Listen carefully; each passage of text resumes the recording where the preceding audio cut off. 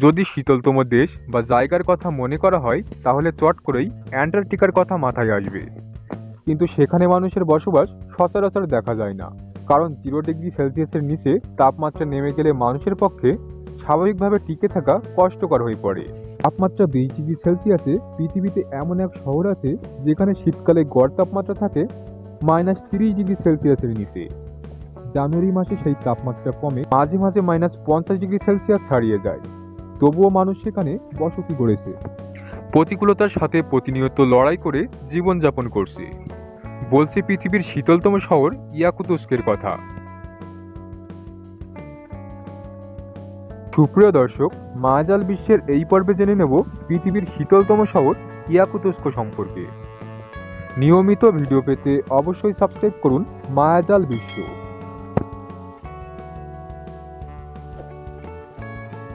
রাশিয়ার ইয়াকুতিয়া বা শাখা প্রজাতন্ত্রের রাজধানী হল ইয়াকুতস্ক, যা উত্তর মেরু থেকে 280 মাইল দূরে অবস্থিত।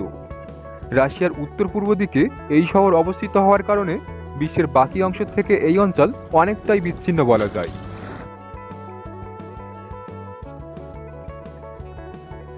3.5 লাখেরও বেশি মানুষ বাস করে এই শীতলতম শহরে। পূর্বের সোভিয়েত ইউনিয়নে স্টালিনের শাসনামলে তার মতবাদের বিরোধিতা পোষণকারীদের নির্বাসিত করা হয়েছিল। সাইবেরিয়া ও শাখা প্রজাতন্ত্রের নির্বাসিতদেরকে গুলাগ ক্যাম্পে রাখা হয়েছিল। ফলে ইয়াকুতস্ককে নির্বাসিতদের শহরও বলা হয়ে থাকে। ইয়াকুতস্ককে বলা হয় বরফের নরক।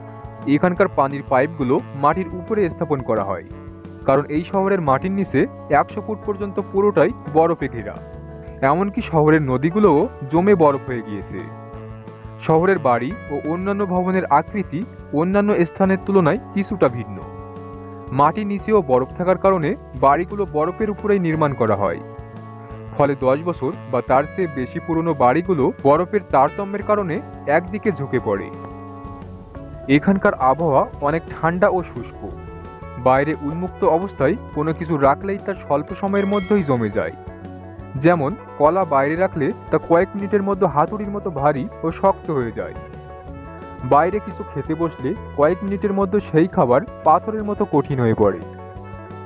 আবার 100 ডিগ্রি সেলসিয়াসের ফুটন্ত গরম পানি বাইরে ছড়ে মারলে তা মুহূর্তের মধ্যে ক্ষুদ্র ক্ষুদ্র বরফকণাতে পরিণত হয়।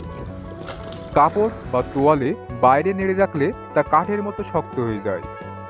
এই অঞ্চলের মানুষ মেটাল ফ্রেমের চশমা পরে না, কারণ এতে চশমা ত্বকের সাথে আটকে গিয়ে দুর্ঘটনা ঘটতে পারে।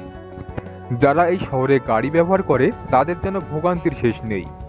গাড়ি সচল রাখতে গাড়ির ইঞ্জিন সারাক্ষণ চালিয়ে রাখতে হয়, না হলে বন্ধ করে রাখলে অল্প সময়ের মধ্যে এর ইঞ্জিনের তেল জমে বরফ হয়ে যায় ও গাড়ির উপরেও বরফের স্তর জমতে শুরু করে।